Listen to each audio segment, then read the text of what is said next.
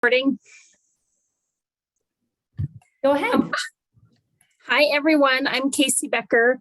As Ryan mentioned, I'm the new regional administrator for EPA. And what that means is I was appointed by the president to oversee Region 8. And Region 8 is 6 states. It's Colorado, Utah, Wyoming, Montana, North Dakota, and South Dakota. And so I started that at the end of November and have been trying to get up to speed on all things EPA. Before I get to that and get to the site, I'll just say before being at EPA, I was in the state legislature. I ended my last term in the state legislature in January of 2021 as the Speaker of the House, and the district I represented was a 5-county area in north central Colorado, going from in 5 counties, Boulder, Gilpin, Clear Creek, Grand, and Jackson counties. And I worked on a lot of environmental issues when I was at the Capitol. And so I'm happy to bring that experience and perspective to EPA. And so one of the things I've been doing since starting as regional administrator is really trying to get to know all the program areas, and Superfund is a huge part of that. And this is an especially exciting CAG because one, it's longstanding, very active. You guys have gotten a lot done. And then recently, the bipartisan infrastructure law that President Biden championed got some money directly to help this site. And so that's opened up other funding sources to speed investigations at the Colorado Smelter site. So I think that's really exciting. And I think this site in particular has been a focus of Region 8 because of the lead-related human health risks. And generally, this administration is really focused, and so my job is really focused on making sure we're really paying a lot of attention to the most overburdened communities, those communities that have the most environmental impacts, either from pollution or the siting of industrial activities. And so, we want to really focus in on those areas and get done what we can. So anyway, I think that's the goal for you all, is to really make a lot of progress in moving through the Superfund process quickly. And you all are invested in this. I want to just sit and listen, just say I'm here, introduce myself, and then kind of just see how some of the CAGs work and how this one in particular works. And then I do hope to get down to Pueblo soon. I'm going to obviously make it a priority to see this site, but also just meet some other folks in Pueblo. I had a conversation with the mayor maybe a month or so ago, but want to reach out to some other groups in Pueblo. So I have to plan a few things before I can make that happen. But at least for now, I can drop in virtually on your CAG meeting. So that's me. Thanks for letting me be here. And I'm just going to listen and watch for a while, and then I'll drop off eventually. But thanks you guys for being engaged in this project and for caring and making it happen. Thank you so much for being here. And as you can see, I mean, because we didn't have the benefit of doing a full round of introductions, but you'll see that there's a number of people here, obviously from EPA and also from the state health department, CDPHD. And then we've got the local Pueblo Health Department, Health Environment Department, PDPHE. And I'm saying this for everyone's benefit who's on this call. We've got a couple of contractors and community members. So anyway, it's a great group. Beth Archer, I think you're next on the agenda in terms of providing updates about what's happening both at both parts of the site, Operable Unit 1 and 2. And then maybe we'll hear an update from Sabrina and maybe Velma on the lead listening session that EPA convened last week. So anyway, go ahead, Beth. Awesome. Thanks, Ryan. So I wanted to, I think we'll talk more about the lead listening session that Velma and Sabrina listened to. And Velma was just queuing you up that we might want to hear what you have to say because we know you were there and we appreciate that. one thing I wanted to acknowledge was that we are talking internally about some of those different blood lead levels, standards, different things that EPA uses, the Center for Disease Control uses, those different things. I know we've talked about them a lot, and we had some help from different toxicologists, both at EPA and the state, showing us some examples of fact sheets. So we're looking at those and seeing if that's something we want to develop here, just since we do want to acknowledge that this isn't like the most straightforward thing possible. So we're looking into that. And Velma and Sabrina will talk more about that lead listening session last month.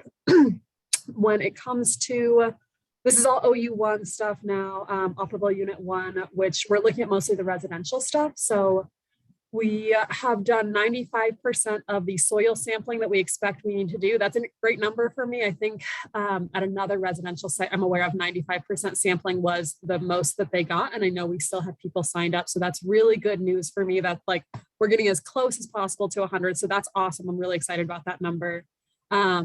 Dust sampling, indoor dust sampling is at 64%. That's about the same as last month. We had a couple more properties, but we're kind of slow on that until June. Then soil cleanups, we're still at 82%, same as last month. And dust cleanups, we did jump up 1%, so now we're at 50% for those indoor dust cleanups.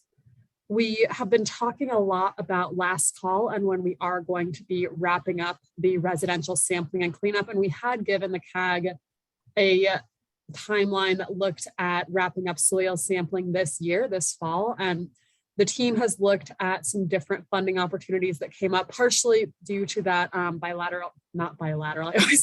bipartisan infrastructure law funding that came from headquarters. And so that kind of freed up some other funding, and we're looking at ways to use that both for the former smelter area, Operable Unit 2, and also at the residential part of the site to try to speed up or extend the period that we're able to do sampling. So we're looking now, our new timeline, we expect soil and dust sampling both to be done in May of next year in 2023. And with all of these estimates, just want to caveat that things will probably change. You can see that they already did change since the last time we told you this, but we like to make sure you know what we're looking at now and what we're communicating to folks. So right now we're expecting soil and dust sampling will be done March 2023. Then a couple months after that, the soil and dust cleanups we expect to be done in September of 2023. So that gives us more time for people to sign up for us to do that great outreach. So we're excited about those numbers and hoping that that allows more people to sign up. Let me see. I think on OU2, I wanted to see Christina. Do you want me to turn to you before we go to Velma and Sabrina? Sure, yeah, I can provide a couple quick updates for OU2. So I'm Christina Baum, the remedial project manager for OU2. Our biggest piece is that we've been fiercely working on the contracting side, making sure we can accommodate that bill funding and restructuring our contract so that we're able to start sampling again on OU2 this year.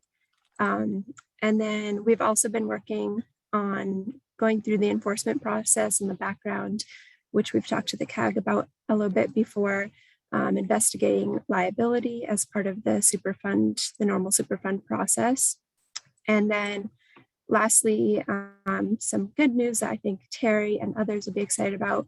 We've requested a regional seed, which is a type of technical assistance through headquarters that can be used for reuse. And particularly, we're hoping that will help us initiate the reuse conversations for OU2.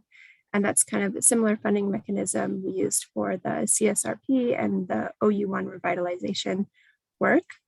So it can help us with conducting community engagement around reuse, like holding open houses or work groups and joining a reuse committee.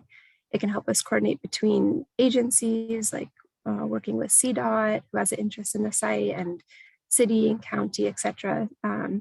So we're really excited to be requesting that. I don't have a timeline yet on when that would happen, but based on the success that we've all had with OU1 reuse, I'm anticipating that we'll be getting that assistance. And we'd like the reuse conversations to happen in tandem with the initiated investigation again this summer. So excited about that and more to come. Thanks, Christina. And I see Terry's hand went up. And is it okay? Can we pause here and just take questions or comments about what you all said? Okay, go ahead. Go ahead, Terry. Thanks, mainly for Beth, I think is a question that I have is after these deadlines pass and we have someone come in and say, gosh, I didn't realize it. Now what do I do? What do we tell them? Carrie, you like to ask the hard questions. I know this. So that's like the worst case scenario that we are trying to prepare for. We want to get as many people as possible signed up before that happens. As I understand it, and I might ask any other teammates who have been here longer than me to kind of pitch in as well. As I understand it, what we tell them is, I'm sorry, you missed the deadline. EPA is not able to perform this work for you. It's possible something might get set up. I've heard of other sites that have been able to set something up through the state to help provide financial compensation to help people do this. There's not a requirement for people to do it unless they're trying to sell their property or if they're worried about it. So those are things that impact it. I see Doug Jameson from the state is off mute, but I think one thing that we are trying to do at EPA is to have our long list of ways that we have contacted everyone we know that we could have possibly contacted them, to have like phone calls, door to door, all these different media outreach things to really try all of the possible tools that we can use to communicate with these folks and hopefully try to prevent some of that. But I think the best answer that I have, which is not a very satisfying answer, is that after EPA has rolled out of town, we don't have the ability to continue performing sampling or cleanup for people's properties. That's my understanding. And I want to check with anybody else from EPA, the state, local health, who might have a different understanding. So Doug, I don't know if you want to speak up. You went off mute, and then Erica, it looks like, has raised her hand too. Sure, I'm happy to speak. I bet. And to directly answer Sherry's question, just technically, according to the Superfund process and the statute and the regulations, excuse me, once remedial action has been completed, then EPA is legally not able to spend funds on, once the project gets to what we call O&M, and I think you've heard us use that before, EPA is not legally allowed to spend money doing additional cleanup work. And in most sites, when it's last call and someone comes forward after, we haven't been able to do anything more than the state on occasion in some very specific circumstances has been willing to sample, but we don't necessarily have the budget to set aside to do additional cleanup work. So that's why it's important to get everybody signed up as quickly as possible before EPA issues that last call. So I won't say there's no options available, but the options that we've done in the past, other sites have been limited to, we've done some characterization work and some pretty specific circumstances to help people out. But, as Beth mentioned, there's no requirement to do this cleanup. This is not a mandated cleanup, but it does help with property transactions. And to the extent that we can get citizens to understand that future property transactions may hinge upon you signing up now, I think we'll all be better off. Thanks, Doug. And I see Erica and Herrick and Paul's hands went up. So maybe I'll turn to them and just respond to that real quick, Ryan. Yeah, you may. And I want to say one quick thing, Terry, before you respond, and Sabrina's hand went up, that we may need to and want to make this its own discussion and we can talk about this at the steering committee next week, but at the next meetings, because obviously this may merit a lot more creative thinking. But go ahead and respond, Terry, and then we'll go to everyone else. That's kind of where I was going is, we are a very large cleanup project in the state of Colorado. I don't know if we're the largest in Colorado or not, but I've heard that we are as far as the number of residents. And we're also a pretty substantial EJ community. So I get exactly what you're saying.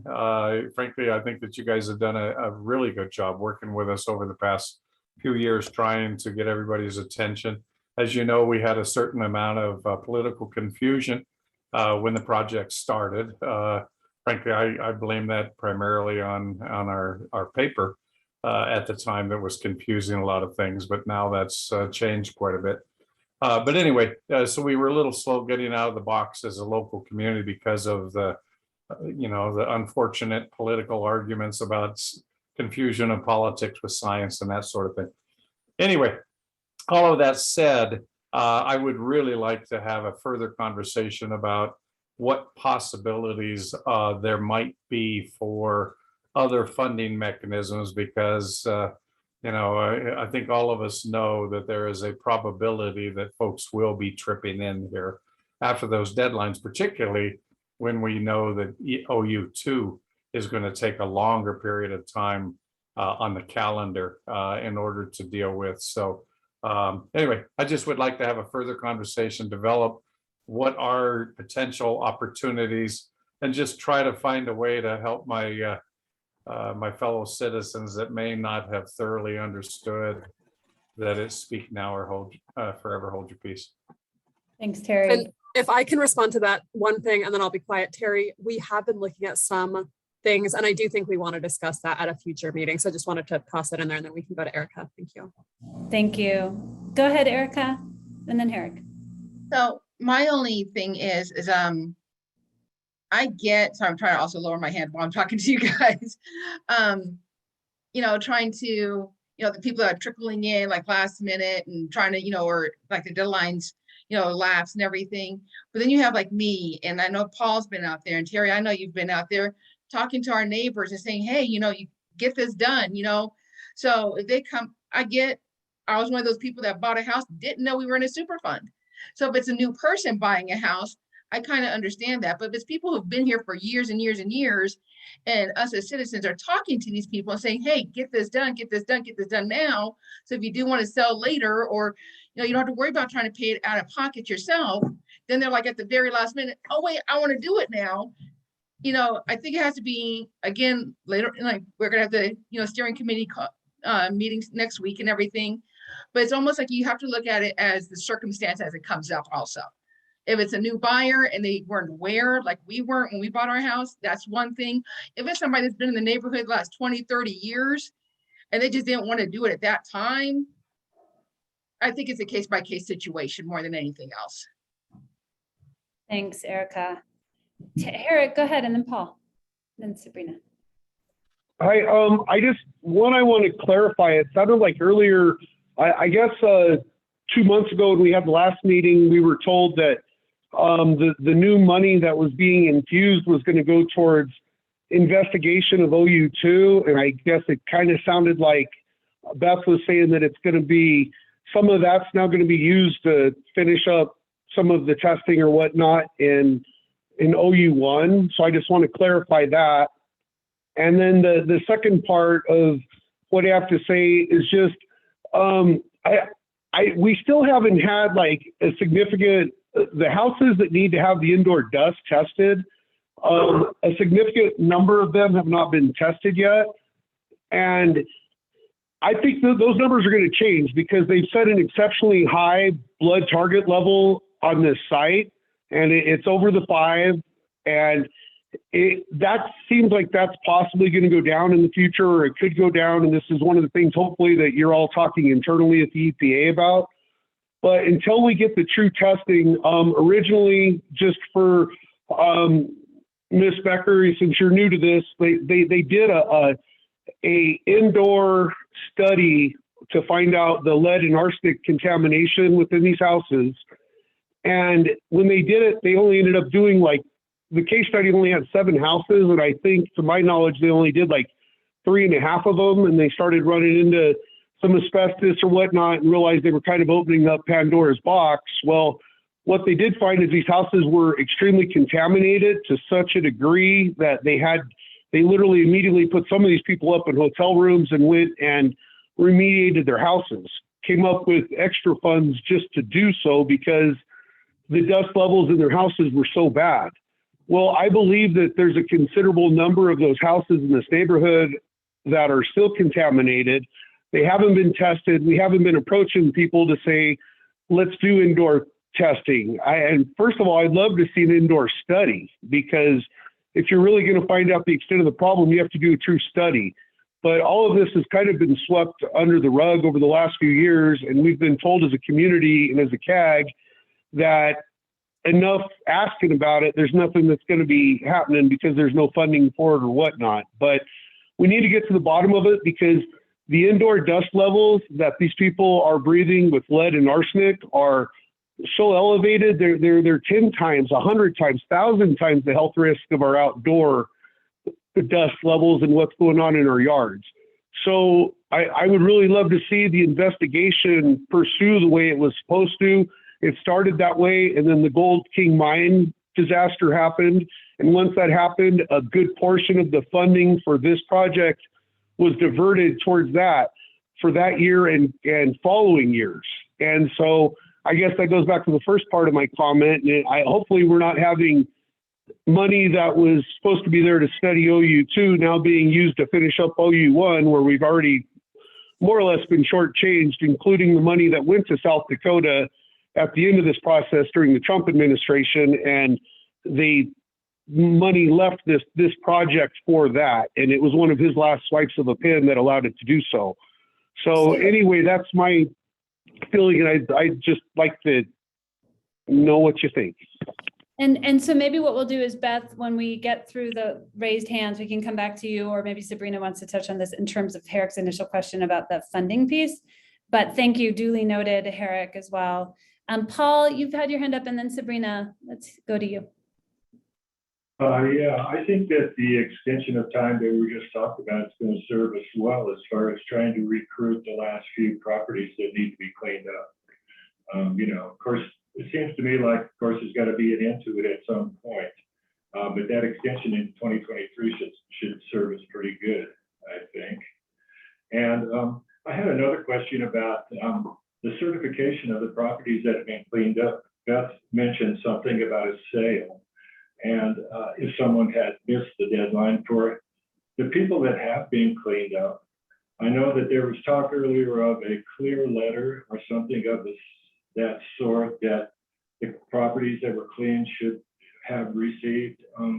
I've never received my letter or heard any kind of accommodation in that respect that we can add to our titles so that we can, or anybody can proceed with a sale in this area. Thanks, Paul, for bringing that up. And I know that's come up in the context of institutional controls and the kinds of documentation that's needed, but I think it's a good heads up in terms of you, as an example, having not received anything, and just maybe we'll table that one, because I feel like that probably falls under the topic of institutional controls and documentation. But I'm going to note it in the notes, because I think that's, anyway, it's a point we don't want to miss.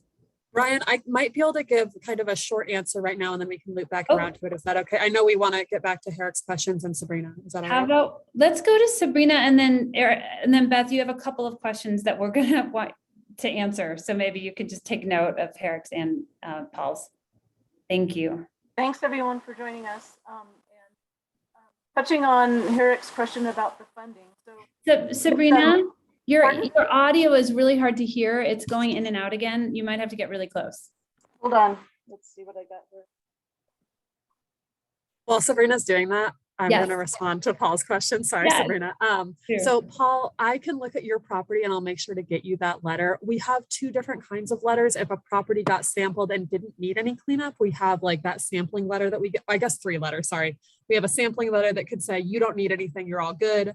We have a clean letter that says, we've cleaned up everything, you're all good. And then we have a property status letter. That's something that EPA writes that says, here's exactly what's going on. And that can summarize both or either of those letters. And that's something that we can write at any time when we go into the post cleanup phase after EPA has done all of the work and we've left town. I'm pretty sure we're going to transfer those records to someone else or still provide them to folks. So they will be accessible even after we've left town, to make sure that people who are selling their houses and got the cleanup done have that record. So Paul, I'll get that to you. I'm sorry, Sabrina, go ahead. That's all right. Can folks hear me better? My new computer has horrible speakers, so headset it is. Yeah. So on the funding, we've got the vast majority of the bill-related IIJA funding going to OU2, but we're always looking at our site and overall strategy, identifying data gaps. And so we identified some data gaps related to the residential area that we needed to find some funds for. Thankfully, we were able to get support for those. I think that on some of the other issues, we can continue the conversations on those later. Just want folks to know that, you know, we're very much committed to trying to characterize and clean up as many properties as we possibly can. And so that's why there has been a concerted door-to-door effort and outreach efforts multiple times a year, even throughout COVID, when we were able to get approval to go travel, get state support, local health department support to get on the ground. Also the mayor's town hall that was very successful. So I think more of that. And if folks we've got a few new faces on the phone. If people have ideas for better ways to reach out to their neighborhood and to others, please let us know. We're all ears and would like to try to employ those methods to the best of our ability. I think that Beth covered well, the fact that we've got these letters and we want to make sure that people have them. We often get requests from people that they didn't get them. There was a property transaction. And so we're able to talk with our samplers or the cleanup side and get copies of things sent out to people really quickly if that's something that they did not receive. And so what else were we covering that I want to make sure that we answer? Marina, I know Herrick had that question about the dust sampling. Was that something you wanted me to take, or did you want to answer? No, that? so I mean, it's it's sort of old information, but it's new for folks that haven't been on the call. We did a lot. I mean, we're trying to get 100% of the indoor areas sampled. At the very beginning of the study, for folks' history, we thought that we could sample indoor dust in people's homes and then use that data to provide inputs to a model that would help us drive what we needed to do to clean up. And yes, we did find high levels inside homes. They weren't as high as indicated, but they were high enough that we certainly had to do some emergency cleanups. And we did 43 emergency cleanups, followed by 47 rapid response soil cleanups to try to address those highest concentrations that we saw right near the former smelter footprint. And that led into wanting to try to study the ductwork in homes and whether or not we were seeing the potential for recontamination from ductwork back into the homes. And we've got Steve Diamond on the call here today. He helped us. He's with Office of Research and Development. He and his compatriots reviewed data from what we were able to do. And yes, it was a small data set. And we did come up against old asbestos furnaces, asbestos lined and taped ducting, issues that Superfund doesn't have the authority to address when we're looking at smelter releases to the environment. So that is a constraint. But one of the major findings of that small study was that if people are regularly replacing their filters, there really isn't a recontamination issue into the homes. And Steve Diamond, I hate to put you on the spot. Is there anything you want to add to that from your history with the site? No, I mean, that was really the gist of the study. So we did find elevated concentrations of mainly lead. I think there were a few arsenic as well, but it was mostly lead on wipe samples within ductwork. So some of the older homes did have contamination which had settled in the ductwork, but the other piece of the study was to do wipe samples of the concentrations within the ductwork, then restart the HVAC system after a cleaning and see if we could pick up recontamination of the living space with dust. And in that case, the air filters, the type of the electrostatic charge of the duct and other things tend to keep dust that has accumulated in those HVAC systems within those systems or collected in the intake or output filters that are typically in the homes. So yes, there were older, higher concentrations of dust in the actual ductwork, but it was very limited in its ability to recontaminate living spaces after EPA had gone in and done cleanups. Thanks, Steve. And one thing I will note, and I see Herrick's hand is up, is that you all may remember at the last meeting, you had asked me specifically to help differentiate issues that are sort of ongoing questions or live concerns and topics for discussion, and try to differentiate those and keep track of them, as well as issues or concerns that CAG members and community members have expressed about EPA decisions that there has just not been, that community members, some of them at least, remain concerned about and may, follow up in other ways with, but aren't live discussion items still. And so we tried to do that, and that's something that I would really like the steering committee to take up and look at at our next conversation. But the duct study and the duct work is absolutely falls into the latter category. It's been an ongoing concern and sort of source of, consternation for some people and concern. So anyway, Herrick, please, I see your hands up. Go ahead, and then we'll sort of move us on. Yeah, so first of all, 3 homes out of far over like 1,500 homes is not a study. That's just like scratching the surface, and that's nowhere close to a study. Second of all, the people living in these homes are at risk of a high volume of recontamination. And I'd like to know, have you gone back to any of these houses and tested them again, other than testing what was coming out of the vents immediately after the study? Because this seems like there should be funding to do testing to see if there's recontamination year after year after year. And until we actually, and I guess one more question is, how far are we behind on doing indoor sampling? I mean, we're doing a great job on doing the yards, and we want to button up doing the residential yards and so forth. But how far are we behind now on doing indoor dust sampling? And we could blame it on COVID, but we were behind before COVID. And like I said, I don't see how you can go and finish an IROD or a ROD or anything of that nature until you finish doing the indoor dust sampling in this neighborhood and find out exactly to what extent this neighborhood is contaminated. And it's been thrown at us as a community that it costs a lot of money to do the sampling and do the cleanup and the duct sampling and so forth. But I mean, the reality of it is we didn't start that process. The EPA decided to do that in this neighborhood. And so therefore we're expecting the job to be done correctly. I don't think that's asking too much from a community that helped build this nation. Thanks, Herrick. And I will say that, I think the gist of a lot of Herrick's comments really do have to do with, this process of wrapping up OU1 and wanting to know more about what's happening with indoor data from indoor cleanups and sort of the process and speed of all of that. So I think duly noted on that. And I don't know if anyone has any initial responses. It looks like Beth does before we move on, but I think this does go to, whether these may be ongoing discussion items to come back to. So thanks everyone for that. Beth, go ahead and any responses, and then we'll move us along.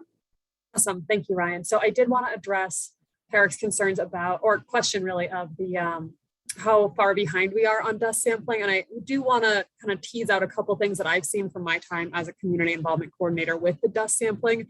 It does sometimes take more convincing to let people allow us to go inside their houses than to deal with their yards, since it's personal, they live there. And so that does sometimes take a little bit more effort to get folks comfortable with that and allow us to do that. So I know that's one challenge that we do encounter.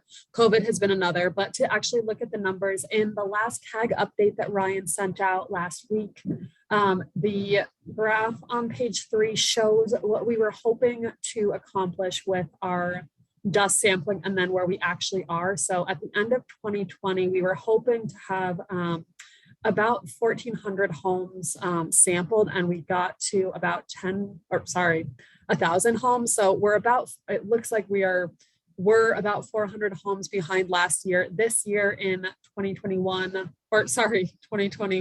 2022, we were hoping to finish all of the dust sampling at that 1,825 properties. But as I mentioned earlier, we are expecting that sampling to go into 2023. So when you ask about how far behind we are, we're maybe about a year behind, like half a year behind. So instead of finishing at the end of 2022, we're expecting it'll go halfway into 2023. So Sabrina, I saw that you unmuted if you want to add something else. Yeah, it definitely was a full year that we were off of indoor due to COVID.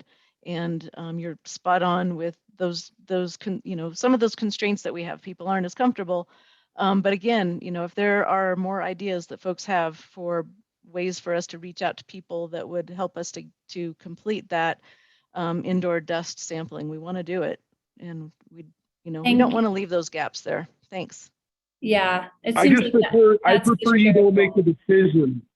I prefer you don't make a decision until the sampling is done. OU1 is not done until the study's done. And we rushed through this and did this IROD in this situation. And in the end, I think this town's not going to get the cleanup it needed due to just improper math over the last 4 years, I guess. I think that it was best for us to rush and not let another generation of families be affected by those high levels of lead. So an interim rod was absolutely the right decision. You know what? If you did it to the proper blood lead levels, then you would have had to clean up twice as many homes. So in the end, I guess you're helping half the families. And I think I'm going to interject because I do think a lot of this, in part of this goes back to just a continuing, area of disagreement. And I think that, may or may not change at some point, but it seems at this point, we keep having the same conversation. I think there's part of it that is new and relates to the sort of closing up and last call for OU1 that people seem very interested in supporting as much as possible. So I think let's just continue steering committee members when we come back together to figure out which of these are discussion items that we need to have in the context of OU1 sort of being on its last year. And I'll continue to note the points that people are concerned about. And so if it's okay with that, I think, and thank you for everyone taking the time, because I think these are all really, these are things people care about and these are the right discussion items. I think we're ready to transition into looking at OU2, but before we do, I want to acknowledge just the chat. So one thing is that there was a conversation about posting last call information on online and on social media as an important strategy. And I think, thank you, Velma and Beth, for conversing about that. And I know that EPA was also going to be working with PDPHE on possibly videos or other things for last call. So I think that's sort of ongoing. Beth, is that right? Yeah, and I will, anyone who wants last call materials, I'm happy to send them, Velma. I know we've posted some stuff already, but we are developing materials for social media maybe every 4 months or something like that. So we're developing new stuff that we can send to folks. Go ahead, Velma. Yeah, and I usually share things from EPA when I see them, and also I regularly check and share from PDPHE. So if they have posts about it too, that'll get up there. So either one is fine. And I'm always one for commenting on how things sort of come across. And just before we go on, I don't want to necessarily continue a conversational topic that you're trying to move on from, Ryan, but I just want to say that just because concerns that are raised, such as Herrick's and some concerns that Terry has pointed out for discussion in steering committee, just because some of those are ongoing, whether or not they're concerns that I share, doesn't necessarily mean they're irrelevant, and doesn't necessarily mean that they're not important to continue evolving in the context of the CAG. So I share some of those concerns, some of them I don't, but I just want to make sure that just because the CAG keeps nagging you about something doesn't necessarily mean it's irrelevant. It's an unresolved concern. And so how we deal with that in the long run, maybe another conversation. Thank you, Velma. Yep. And I think the topic tracking form that I attached to the materials last Friday is an effort to try to continue to track all of those things and track them in the way that you all talked about at the last steering committee meeting. So, or the last CAG meeting, really. So thank you for all that. Appreciate everyone's input on it. Okay, so we're a little behind schedule here, but thanks for the conversation. We're going to turn now to OU2 and back to groundwater sampling. And Steve, well, I think I'm just going to turn it to Sabrina to sort of frame this topic and explain why we're talking about it, and how it relates. Go ahead, Sabrina. Yeah, thanks. So thanks all for joining us tonight. We've got a couple presentations from team members from the state and others who support Superfund site characterization across the region. So our site and a lot of other sites. We're talking about water. We're trying to look at the movement of water across the site, through the site, and the role that water could play in the potential transport of contaminants from the smelter source areas. So it's early days, and we're always kind of gathering and adjusting, getting data, and how is it changing our conceptual site model, how we think the site might be affecting people or the environment.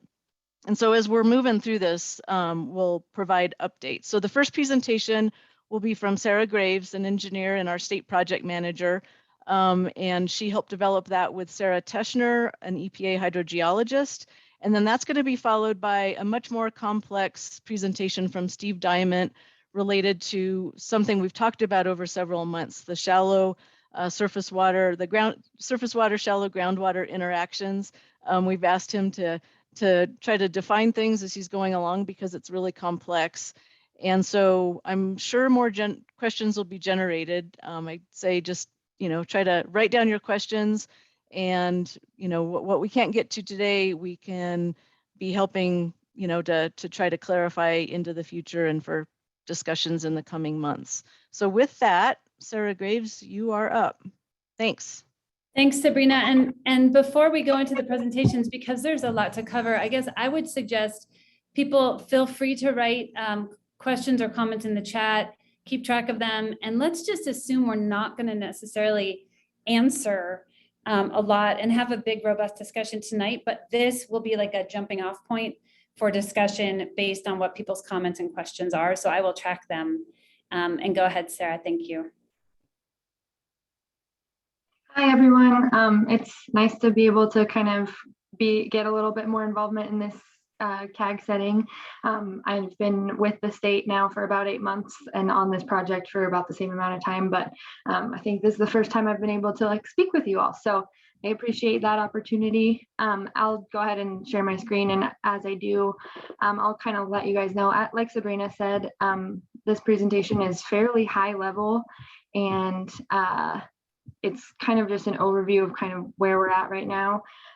So hopefully I can ask Sarah, and I apologize that we're both Sarah as well, but I can ask Sarah Teschner to hop in whenever if she has more comments on it. But basically, I just wanted to go over kind of the hydrology and hydrogeology of the OU2 area and kind of bring everybody back to kind of where we're at right now with how the water moves through the site, like Sabrina said. So the first slide that I have here is basically just Pueblo Water 101.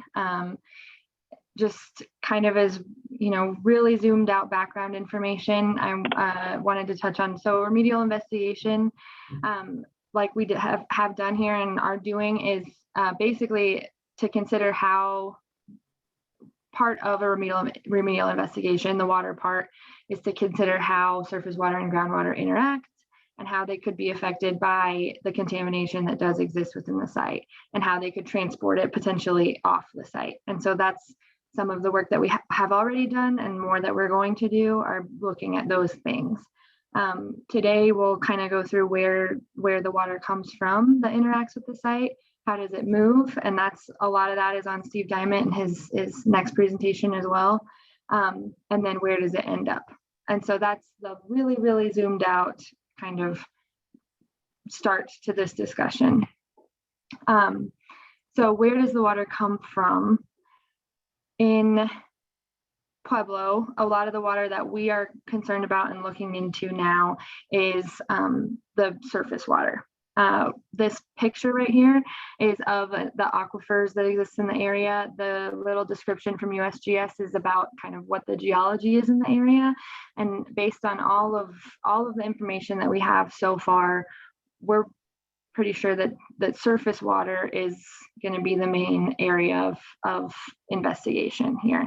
And so in Pueblo, Pueblo averages 13 inches of rain on average in a year. The national average is 38 inches. So, and then 25 inches of snow, and the national average is 28.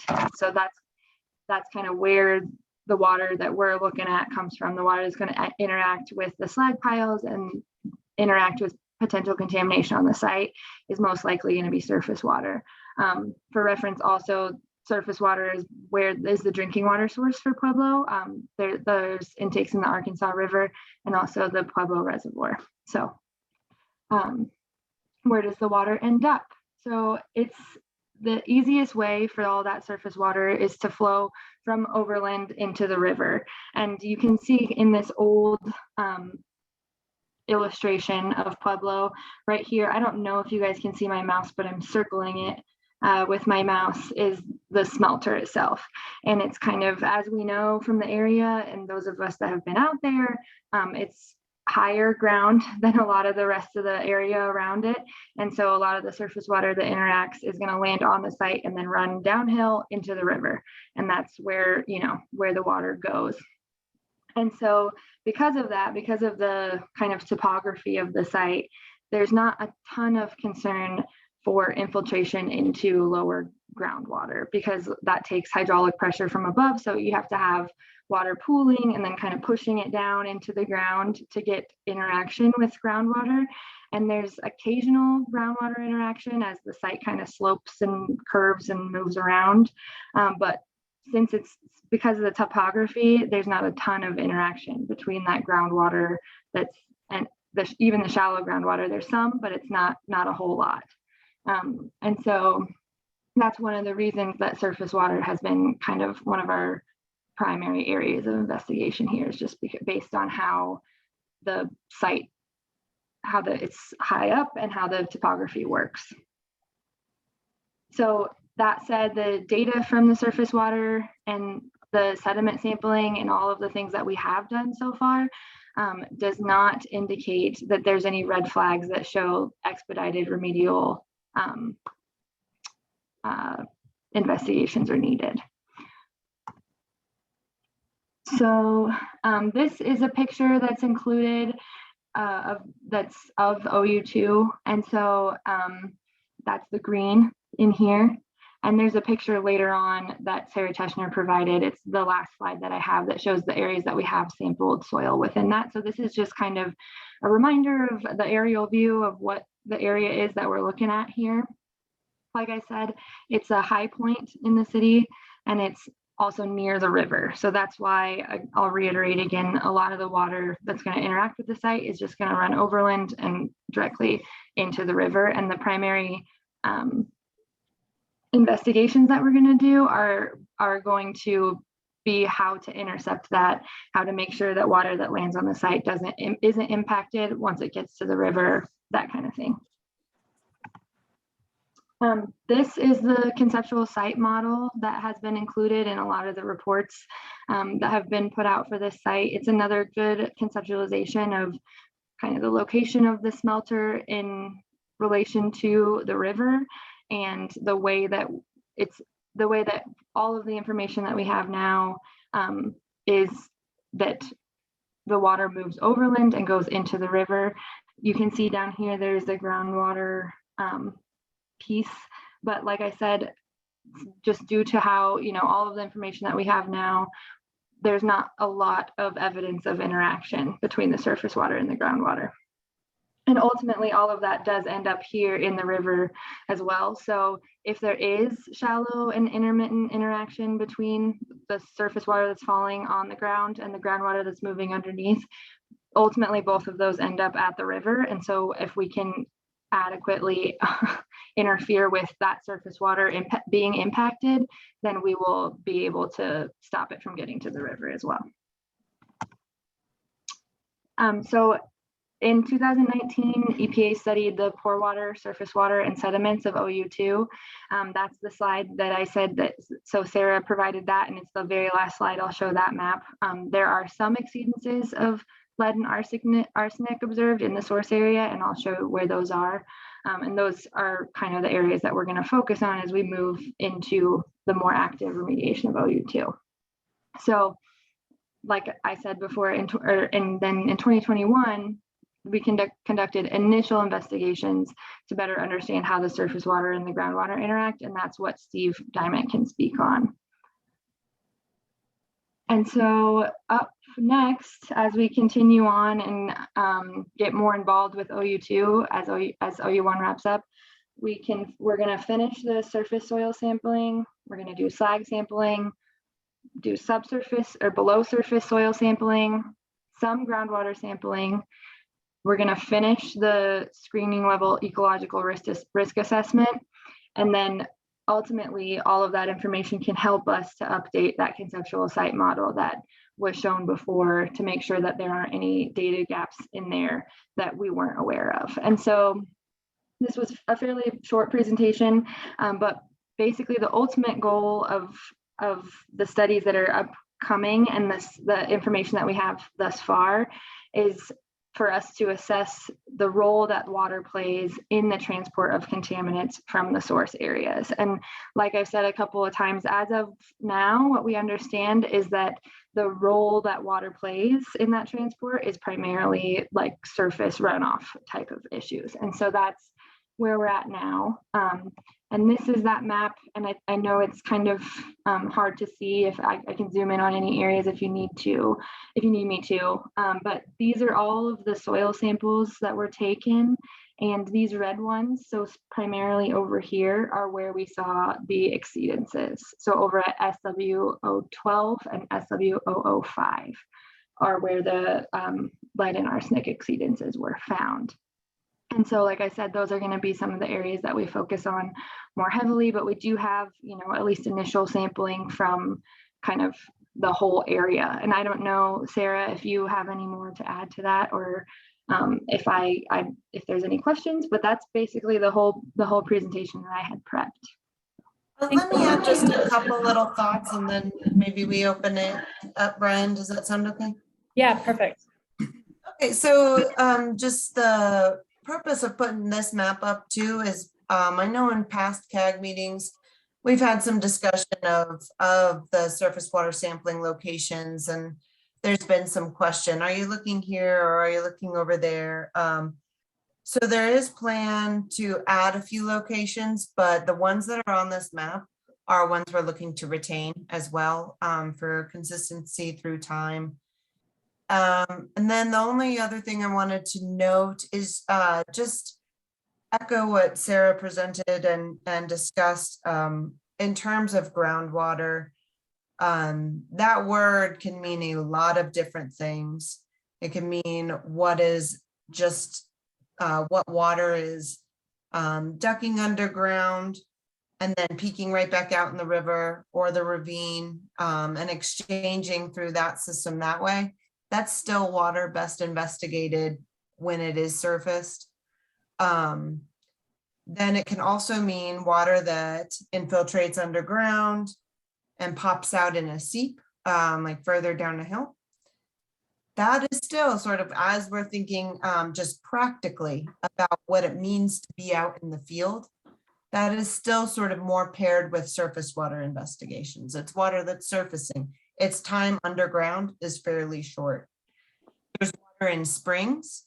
And in this sort of hydrogeologic setting, that water is going, where that might be occurring, that is not being sourced from the same area that site potential source material, contaminant source material is located at. So that's water that is not,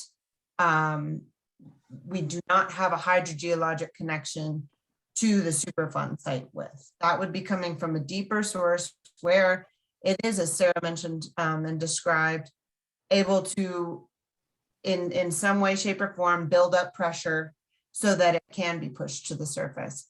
That's not occurring where there is source material, contaminated material on site. And then there's the much deeper groundwater where you might have enough water to emplace a well and use it as a source for drinking water or irrigation. And that is also water that, you know, as Sarah's first or second slide went through, how is the water interacting with the site and then where is it going? That isn't hydrogeologically connected here either. These are things we're all looking at in the same way if you had a sick child, bring them to the doctor and they won't just look at the areas where there's symptoms, but they'll take their blood pressure and get an overall picture of the health of the child. We do that with this Superfund site as well. So we'll look at those spots and just make sure nothing is popping up that we wouldn't expect. But from a conceptual understanding of where we are most likely to be observing impacts, capturing that, that deeper groundwater source is not our primary focus. So. Thanks, Sarah and Sarah. Herrick's hand went up at the beginning and he said he was glad to wait till the end of the presentation to raise the question. So Herrick, go ahead, and if anyone else has other questions, and we might delay a full discussion until later, but let's hear what questions come up. Hi, first of all, I just want to point out that the SW005 and then SW012, we currently have since those are two areas that I guess you found concern when you were doing your testing. There's currently people living there, and there's a pretty large homeless camp, and they bathe and wash their dishes and do everything in that little area right there. And originally when this first started, they put some money towards fencing off the property in the smelter area. And since then, large swaths of fence have either disappeared or been damaged, and nobody's taking care of them. So currently there's people living in that contaminated water, and that's been pointed out for the last couple of years. So I'm pretty sure the EPA is aware of that. But I think you need to take that into account and at least go down there and post it on the water or something else. If nothing else, to let people know what they're doing, because once they trespass, they don't know what they're trespassing into, especially if the signs are gone or the fences are. Secondly, I would like to know basically, if I know last time we kind of looked at a lot of these water samplings, we were told that they were done, I believe, quarterly. And so basically there was like one sample per quarter. Is that still the right assumption, or on all of these, how often were they sampled and for what period of time? That's my question. Do you all want to take that second question first? And then the first question is something that I know has been on people's radar, if any of you want to say anything about that. I think in terms of sampling frequency and moving forward, we're in development of field investigation plans to move forward. That's something that we need to think about our objectives for and our data needs for. I don't want to get ahead of that process tonight because that is. I'm asking for the presentation you've given us. What sampling went into this presentation? Was that once a quarter, or I mean, I don't see how you could, if it was done once a quarter, that you haven't done any studying once again. It's kind of like the air monitoring that we did that we didn't get proper studying.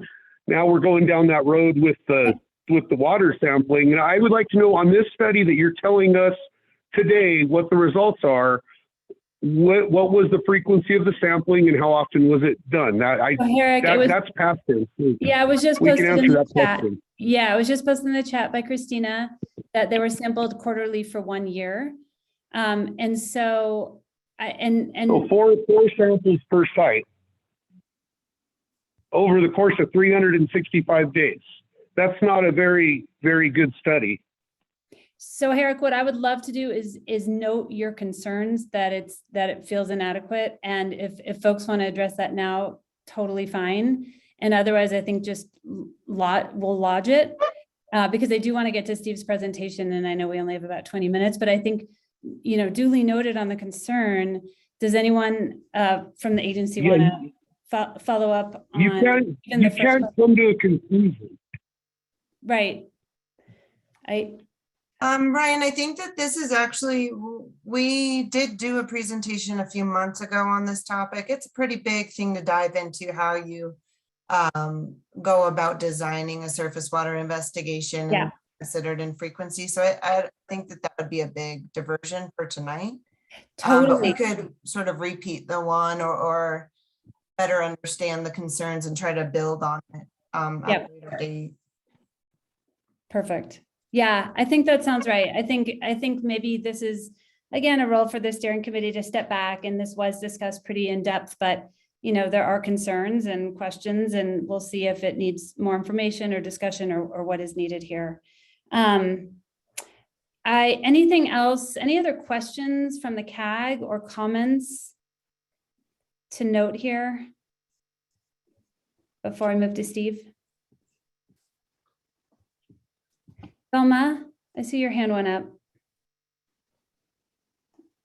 Yeah, I guess I was just wondering whether for some of those questions, like how we know that frequency is enough. I'm wondering if like the relevant, maybe the relevant copies of the relevant slides that explain that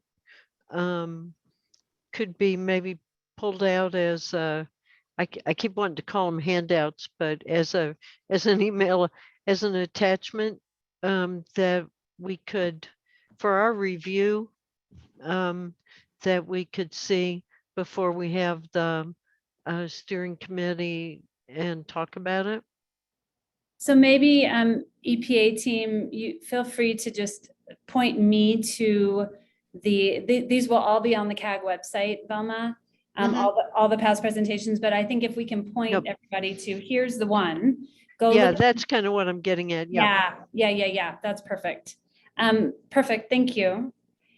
So I think with that, let's turn to Steve, just so we have enough time for you, Steve. And similarly, if people could hold their questions, note them, and we'll come back to them and figure out if they need more discussion at the end. Go ahead, Steve. Thanks.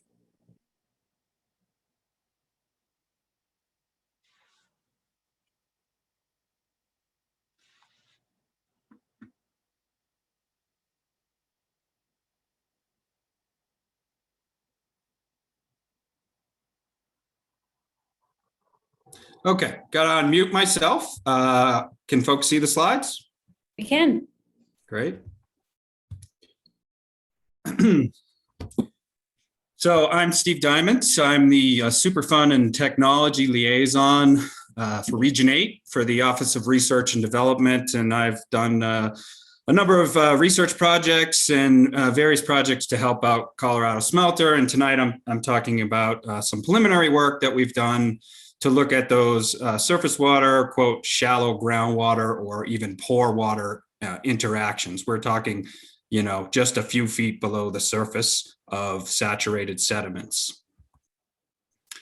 And some of the tools that we were able to use, temperature is a surprisingly good tool to look at surface water, groundwater interaction, relative conductivity, and of course, field parameters like dissolved oxygen, pH, oxidation reduction potential were collected in groundwater at many of these locations. And also if we were able to access and obtain pore water that's saturated below the sediment surface water interface, typically at 15, 45, or maybe 60 some odd centimeters deep, if we can pull some water from that. So down here in the bottom left is kind of how I like to think about the OU. So you're traveling here, if you can, folks can see my cursor. This is I consider the topographic high, or the top of the OU. This is where water comes in a cul-de-sac, underneath a cul-de-sac here, and we'll show you some data from some of those locations.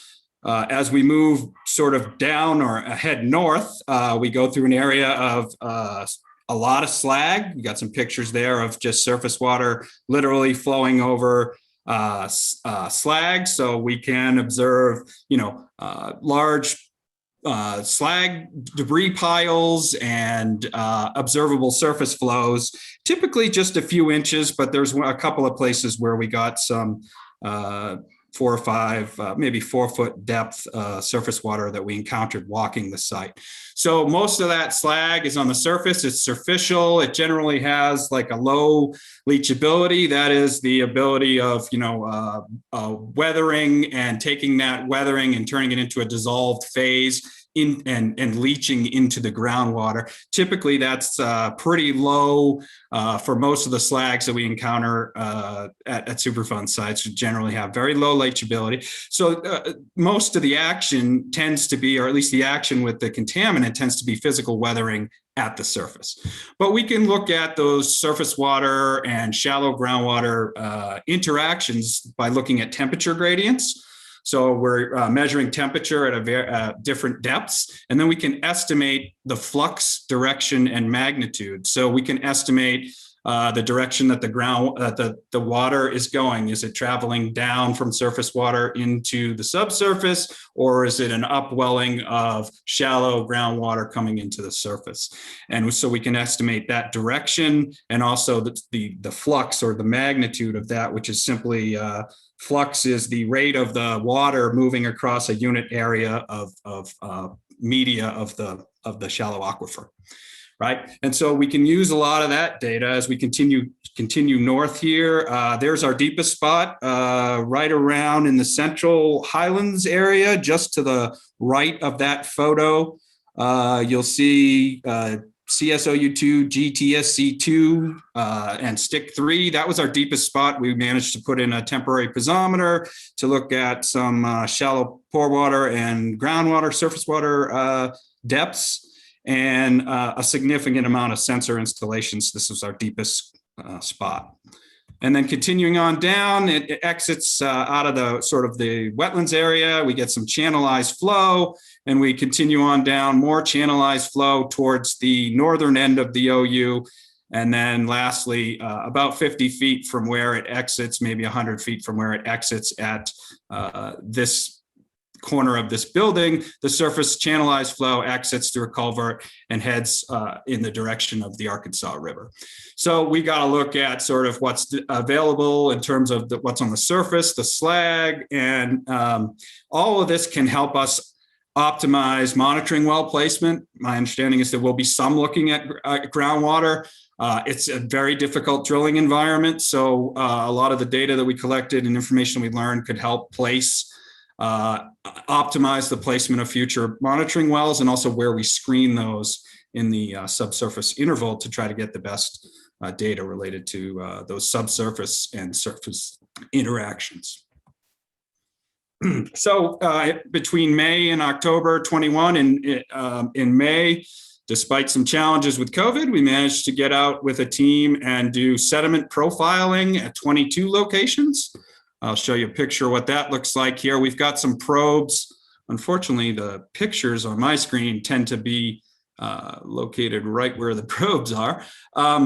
But so we've got some pictures. These are basically 1/4 inch stainless steel diameter, 6 foot long rods with a series of thermometers in them. And then this other one is a PVC with aircraft aluminum. And this helps with some of the concerns about, heat radiating up or down some of these metallic substances. So we have a couple different, this is a prototype that already is developed to look at temperatures to try to avoid some of that thermal interference that you might get from the sun or a hot day if it could radiate down the tubes. We generally didn't see that. But these were the tools that we used, and then we collected a bunch of surface water. You can see here we had multiple sensors for 4 different depths, so we can get a sense of the temperature gradient.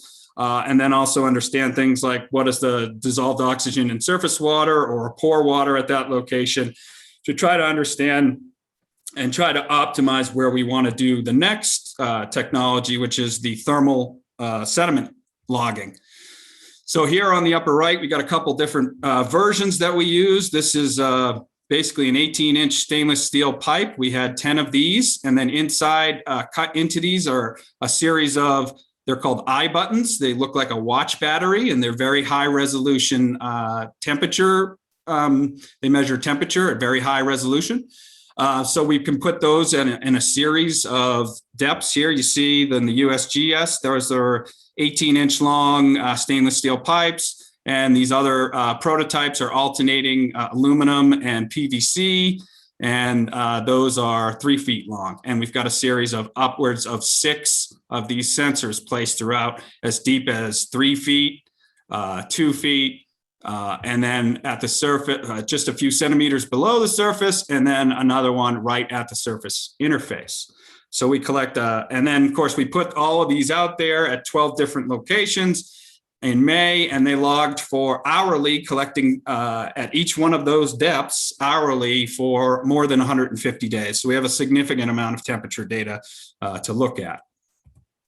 And that's what they looked like just before deployment. You can see the 2 prototypes there all loaded up with the I buttons, and the USGS ones in the bottom there. Each one of those has 5 different levels of temperature monitoring at various depths. And then finally, another technology that we used is called the STIC. STIC stands for Stream Temperature Intermittency and Conductivity.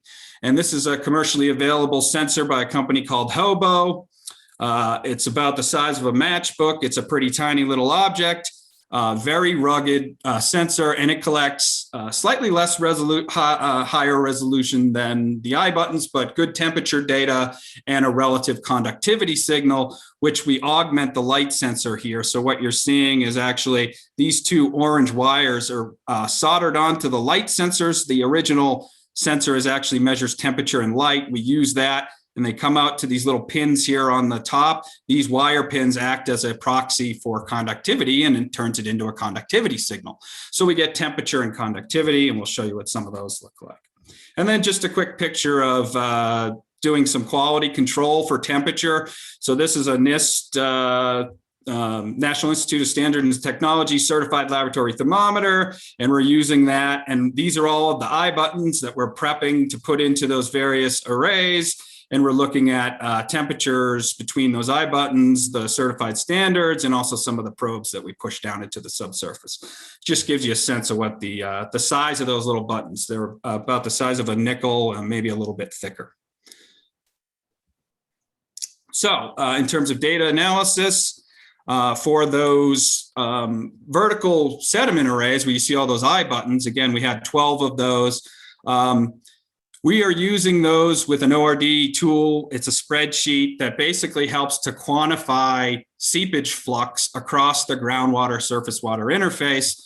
It sounds pretty complicated, but basically we're using temperature and the oscillation, the changes of temperature between different depths to calculate whether there is, in this example, an upward flow, and then quantify that upward flow. And this is like centimeters per day across a unit.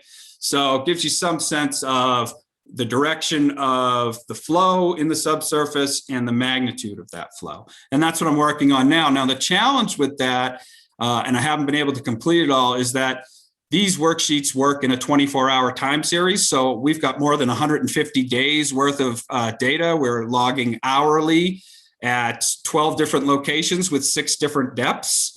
And then each of those models uses either a steady state or transient model to look at. And I'll show you kind of the different patterns of what the temperature looks like and what makes sense for the transient, and that the use of the Hatch and McCallum models and how we can calculate flux. This is an example of the Hatch model.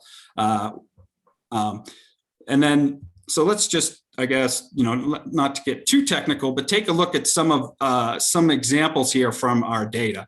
So preliminary findings, and basically this is one of our locations. I'm having a little trouble seeing the number, but I believe this is groundwater TSC 1. So this is one of our larger, longer, those PVC prototypes with multiple depths. And you can see our deepest depth here at almost 92 centimeters and what the temperature looks like from that.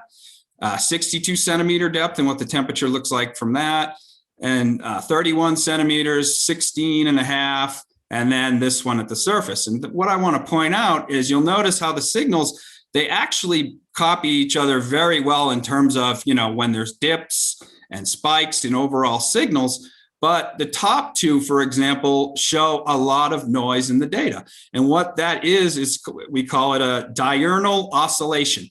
It's basically the heating of the surface water over the course of the day. So going from, say, the coldest temperature at 3 or 4 in the morning to the warmest temperature of surface water at 2 or 3 in the afternoon. So what we can tell from that is we get a surface water influence where we see these big oscillations, right? So I'm sorry, I'm trying to move my cursor and having a heck of a time. So this top one, for example, heavily influenced by the surface water because we see those daily up and down swings of temperature.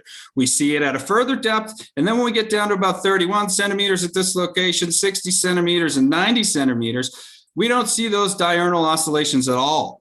So actually what we do is for these diurnal oscillation patterns, we'll use the transient model. And then for those deeper ones where we don't see all of that noise in the signal, which again is just the daily change of temperature in surface water, it's observable in every one of these logs that we have. And then so we use the steady state on these quote cleaner signals at depth, and we'll be able to measure and use the temperature difference between these intervals to calculate direction and magnitude of flux. And then we will use the transient models on these noisier signals. Again, it's very similar here. So the data looks very promising in that we pick up those diurnal oscillations that we see near the surface. The deeper ones, we don't see that. And so that's very indicative of some potential layering of shallow pore water and the influence to the surface water. All of this is going to really help us in terms of they provide a good thermal contrast for us to plug into that flux model that I showed in the previous slide, which again, all of these, if we chop them up into little pieces, we can look at, what areas of the site where flux has more of a downward gradient and a larger magnitude would make sense for optimizing for locations for wells. So at the end of this analysis, we hope that we can use a lot of this understanding of where these surface water and shallow groundwater interactions are taking place and where those gradients might be indicative of more of a downward movement from, as folks were talking about, sort of a pooled water and an aquifer recharge situation in areas of the site, or do we have more of a shallow pore water upwelling into the surface water? And as Sarah mentioned, sort of that, just a few feet worth of interaction between surface water and pore water. The other thing I'll say, and I noted a couple of the challenges here at the top, were the challenging subsurface deployment. I really want to note that we probed the heck out of this OU, and it is full of subsurface obstructions, whether it's visible slag in some areas that we can't penetrate with tools, or whether it's large chunks of waste rock or other things. Very challenging to actually push some of these tools just to 3 or 4 feet at depth into, quote, saturated sediments. Can be quite a challenge. That may have implications certainly for technologies used for drilling and that sort of thing. The other thing is these tools work very well if you can compare them to groundwater and surface water measured depths. And we did that at this site. We had a temporary piezometer that we installed, basically a PVC pipe. You drive it into the ground, drive it into the subsurface, and we're looking at the difference between the depth to water inside the pipe and outside the pipe as a check on the magnitude and direction of the flux calculations from the worksheets. So it's always nice if you have more piezometers. We didn't in this case, but we did get some shallow pore water and surface water elevation contrast that can help us, particularly for the steady state models. And then finally on the sticks, again, a lot of data analysis to run through, but just a couple of quick pictures here. Again, very challenging, but these are placed on the surface. So I showed you the picture of those stick loggers. Basically, we drive a rebar into it, and then that little piece of PVC with the 2 stick loggers sits on the stream bottom, right at that sediment surface water interface. and collects, in this case, we collected information in 15-minute intervals over the course of that deployment. And what you see here in black is the temperature, and what you see in blue is that relative conductivity signal. And yes, they can be quite messy, but one thing I want to point out, they're always deployed in pairs, right? So we can sort of match up the signals of this one and this one. These two are stick 1A and 1B. These are at the very top of the, I call it the top, but it's really the southern point where I showed you the picture of the little cul-de-sac, not cul-de-sac, the culvert, where the material comes through.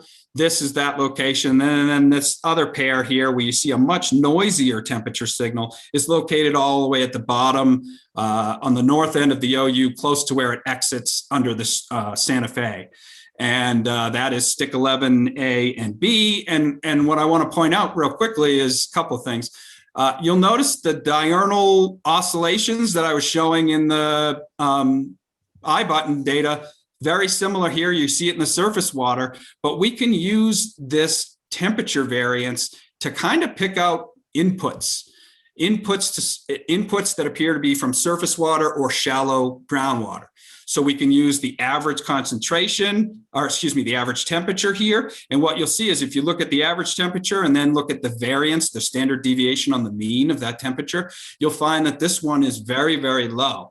Indicative of, this is where the surface water comes in. It's actually fairly quite a bit colder, not quite a bit colder, but noticeably colder. And also those oscillations, it's not heavily influenced by the diurnal oscillations of the heating and cooling from the sun. Whereas at the bottom of the OU, as it gets ready to exit on the north side, we see much more diurnal oscillations in the temperature data. And then this blue we can talk about, but basically this is a relative conductivity signal. We like those patterns to match between the pairs.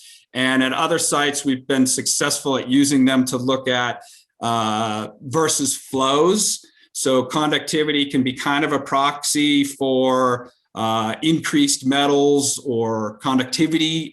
Increased conductivity can be indicative of higher metals concentrations. And so we can use that. And typically what we see in these signals is when we compare it to, say, the flow of a nearby USGS stream gauge, in this case, we're comparing OU2 and the surface water to, I guess the closest would be right there at the Arkansas.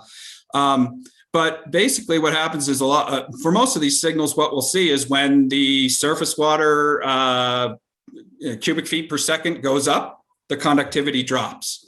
And so we can overlay from a nearby gauging station the flow of the river and look at the conductivity from the site and see it respond to higher flows, lower flows, storm events, and things of that nature. Steve, this is Yes. Ryan. It looks like you're at the tail end, and I'm wanting to see if there's big questions and sort of Just pull the it last together. slide here. Okay. And yeah. Awesome.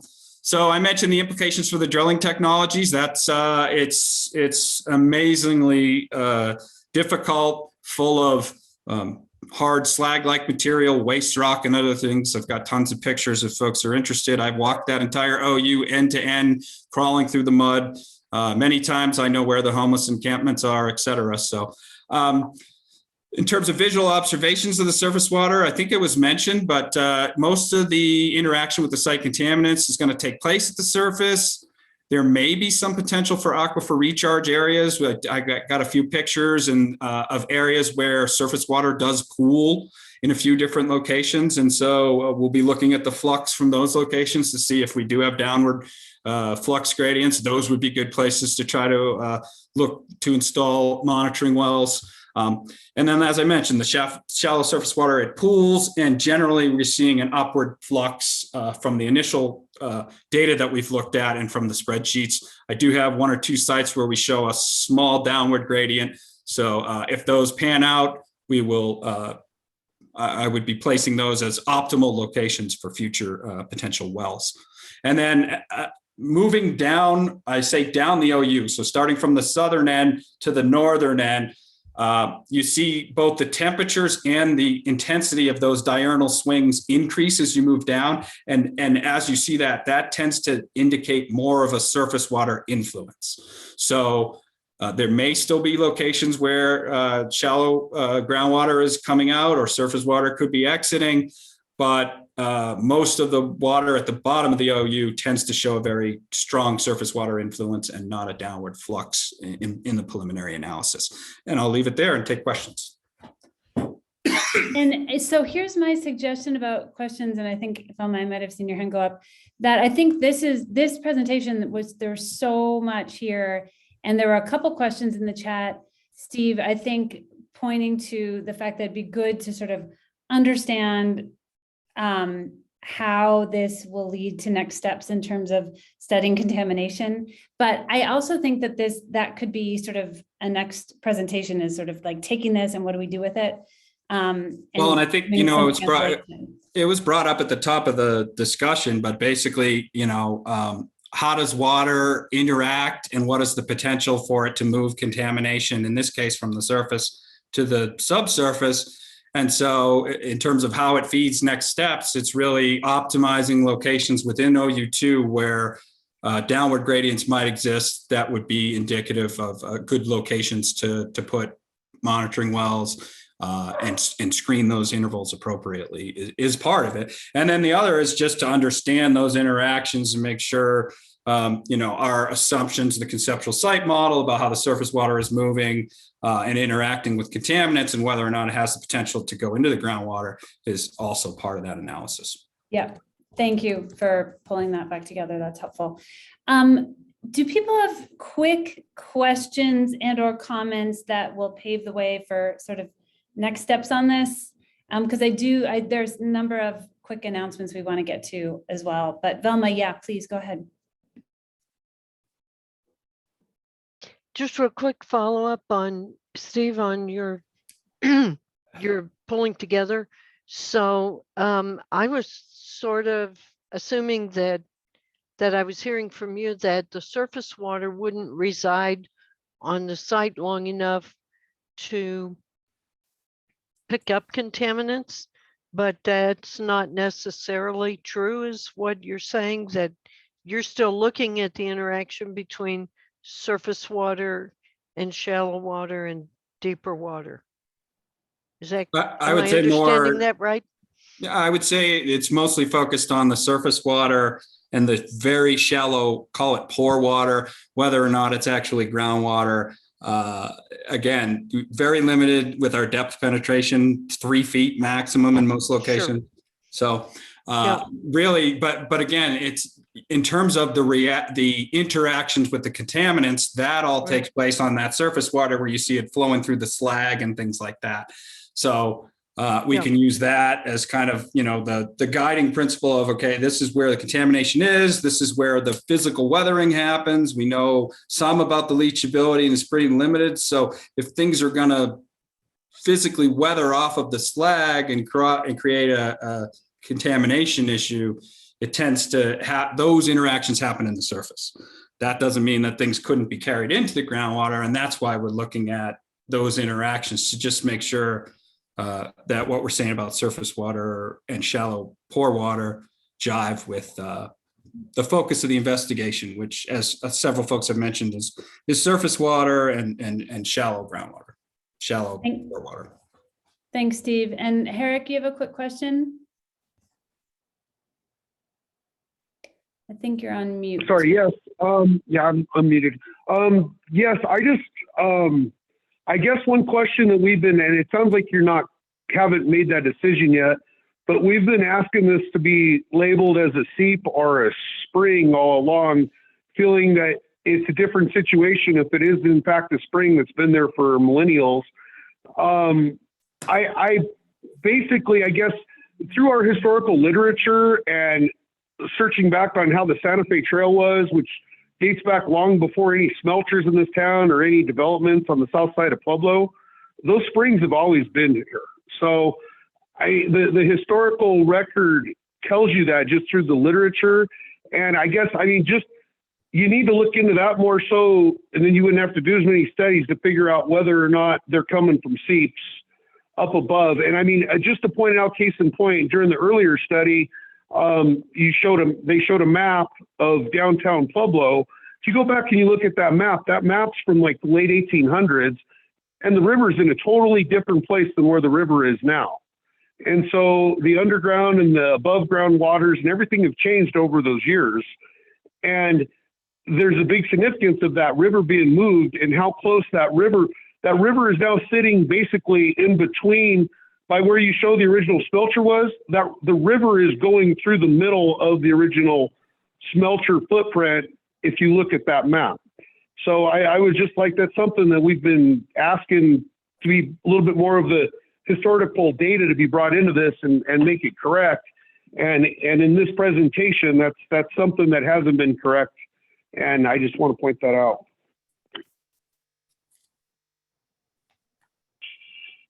Okay, Steve, do you want to say anything about that, or should we? I mean, if you look at the temperature data, you can actually see that it's colder. It's colder where it comes through there. You can feel it when you stand in there. The challenge for us was we didn't have access to go through the culvert or over the railroad tracks or other ways to kind of look and see if there are places that we could look at where but it is likely. Now, it comes onto the OU as a surface water, but it's quite cool and not heavily influenced by the diurnal swings, which would tend to suggest to me that it's probably coming from a seep. And so, that's entirely possible, and that's what the data shows. But, we were very cognizant of our access to properties and where we could put sensors and things like that. And obviously knowing a little bit more about where that water comes from on the other side of the railroad tracks and the culvert would be great, but it's safe to say that judging by the temperature, it is coming from a seep as a less influenced signal that we see in the diurnal swings. So thanks, Steve. And I think we'll just continue to, hey, Herrick, Herrick, I'm going to cut you off just because we have things that we really, really need to get to, but I'm going to just note that the question of seeps and springs is an ongoing question. We've talked about it before. We'll come back to it, and also the historical record and what history has shown. But I want to make sure we're respectful of the people who wanted to give updates before we close tonight. Can we do that? Okay, and please put any comments in the chat if you don't mind. But I am gonna move us. And Steve, thank you so much. Sarah and Sarah, thank you so much. That was really helpful information, and, sure. And I know we'll come back to those. So before we close, we have a couple of updates. One is from the revitalization plan, and Dorina anyway has been sort of holding her update for tonight. And I did also want to come back to the lead listening session, so that Velma and Sabrina just have a chance to quickly say what they heard. And then Terry was going to give a quick institutional controls update. So if we could just do those three, that would be really great. And we'll start with Dorina. Thanks, Dorina. Yeah, so with the CSRP and the history and art walk, that's really moving along. So we have our artist agreements, they've been completed. So they're starting to create the art pieces that will go along that walk, and hopefully that will be completed by the end of June. We have the wayfinding signs, and we drop those off to Public Works, so they'll be installing those soon as well as we're going to order some path markers that are going to go on the sidewalk and kind of show you like which loop you're going to go on, and they're color coded and all that. So we'll be getting those soon as well and installing them. Also, the group prioritized some projects for next year that they want to work on. So we have things like an edible landscape that we're going to work on, some gateway signage for the neighborhoods, saying like welcome to Bessemer or welcome to the Grove, and then some infrastructure repair. So really working on sidewalks and lighting, and then adding some landscape to the art pieces, kind of around the art pieces to just beautify it a little bit more.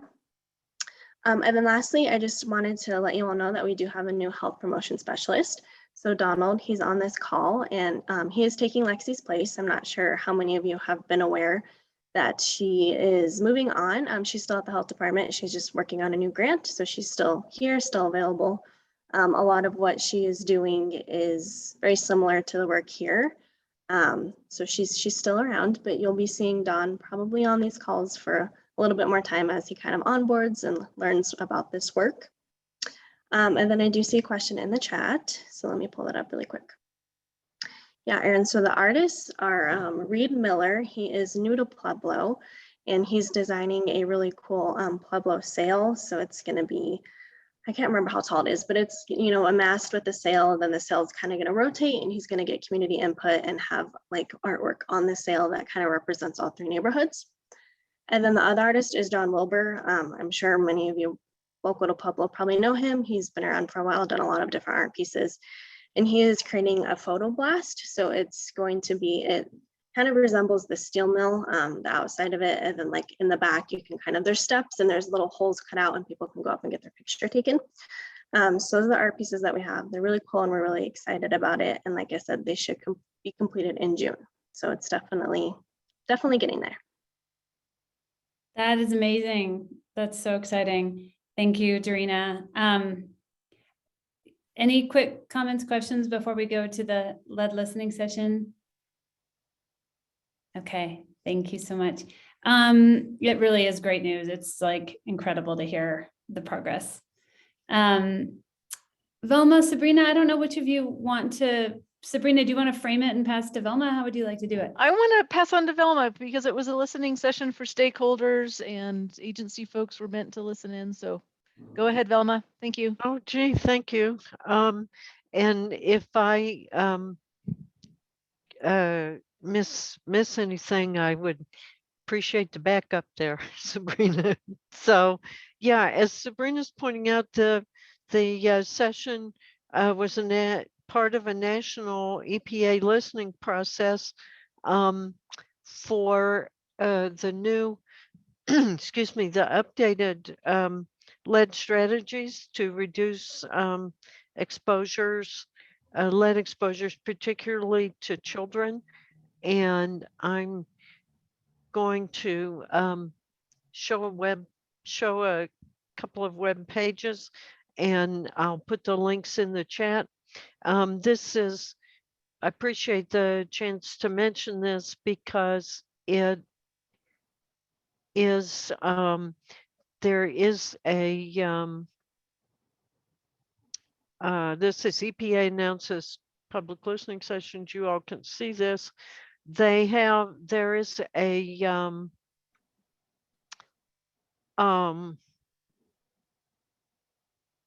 brain failure, comment period. And the comment period has been extended until March 16th. So before we go, I'm going to put both of these, the 2 relevant web pages into the chat. This really is a wide-ranging lead strategy. And I think it really has a lot of potential to address some of the issues. I think I'm not so sure it'll get implemented in time to address our issues for us, but our issues are good examples of why episodic or periodic updates of the strategies are needed. And within the session, several of us, several people before me, and I kind of chimed in, brought up from other parts of the country, brought up the difficulties of working, for instance, with Superfund sites. There were several people from CAGs who were talking about the difficulties coordinating the, for instance, the soil exposure standards with blood lead standards. And I think several people, including myself, have been a little frustrated when efforts to explain it to us are basically explained. We're basically told there isn't any relationship because it's 2 different agencies and 2 different and different uses of the standards, when in fact the CDC standard is there's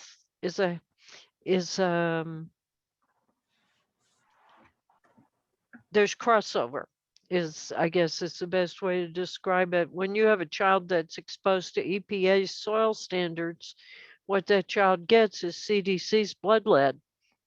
And so I think I share the concern by several other CAG members and mentioned it there that the blood lead levels that are used for our cleanup standards were significantly higher than action standards for or standards of concern for CDC. And I think I'm not sure how much can be done about that at this point, but I think it's important to take note that the 6+ blood lead ultimate standard for our cleanup is, as was pointed out earlier in the meeting, significantly higher than the 5 that CDC would have recommended. However, I'll say to our gang, we heard on the listening session from people whose Superfund blood lead levels hadn't been updated since the 1980s and were up around 10 or more. So ours are not the worst levels, but so we were able to give input to EPA and encourage them to take this opportunity to try and do more cross-agency coordination and to take into account cumulative impacts for environmental justice communities. I also attended that meeting, that EPA meeting in the same week.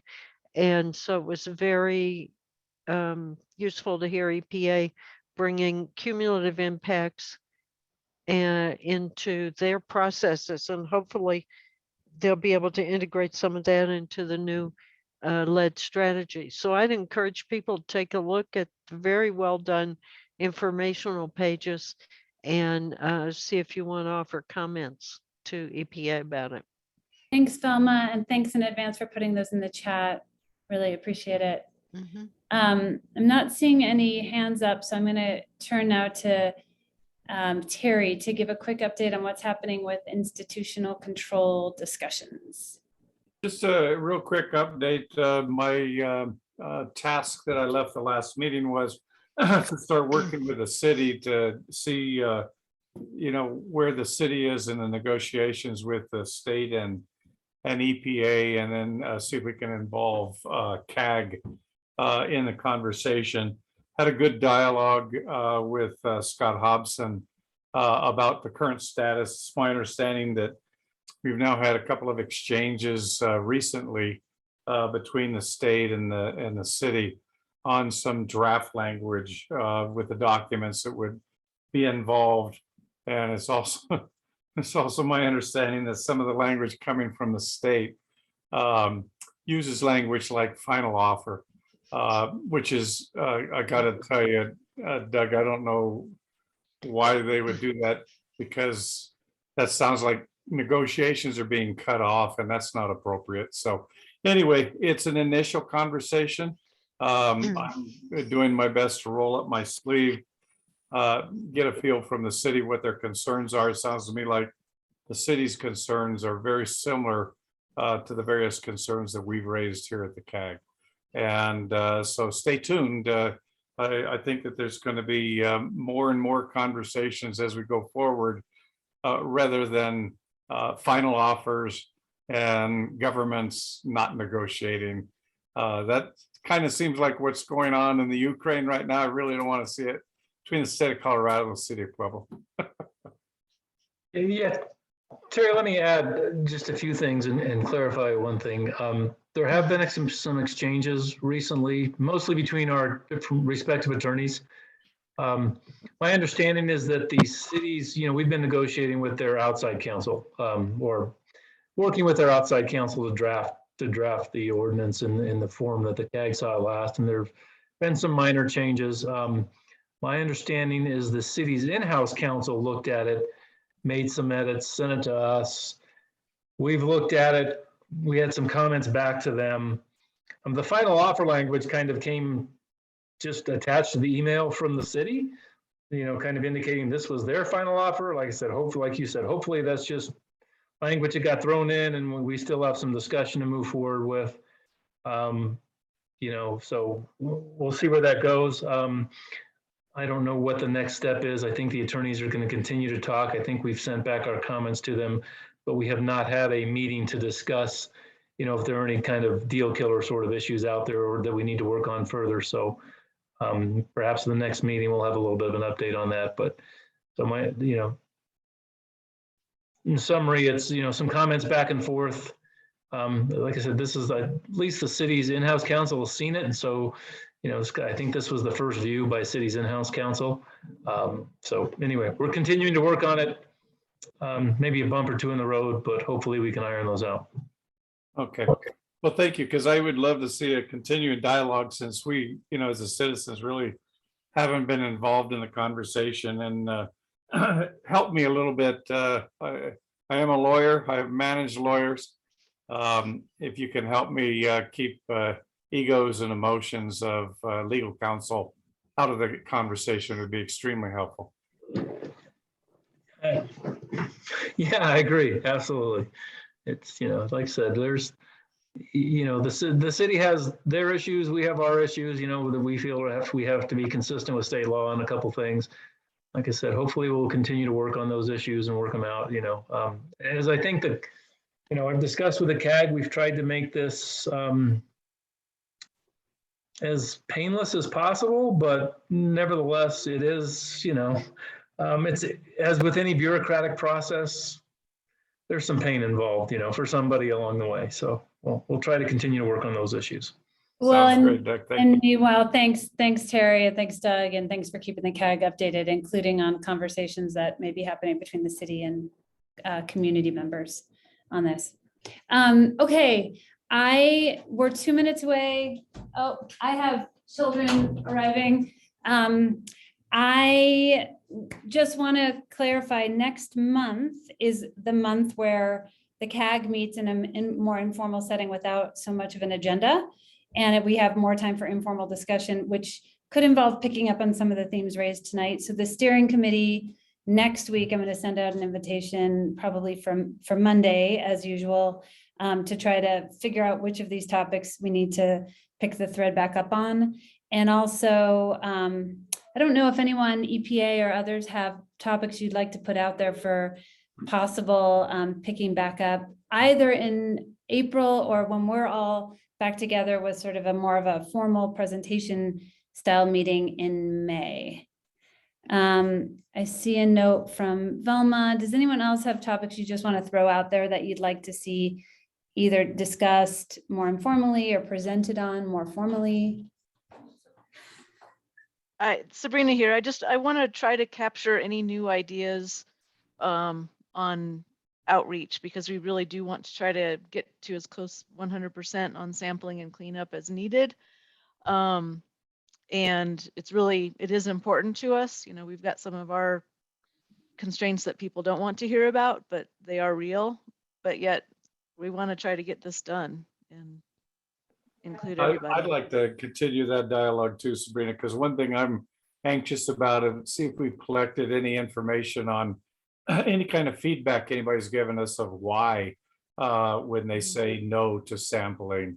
So we could start getting our minds around why someone would say no and see if there's a way to get around that. Yep.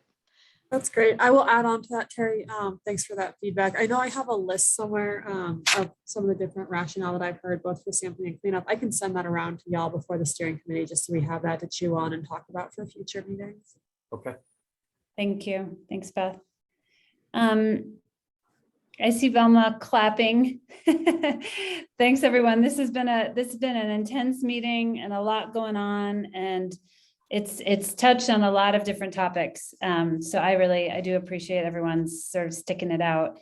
Anything I missed or anything else people want to put on the radar for upcoming meetings?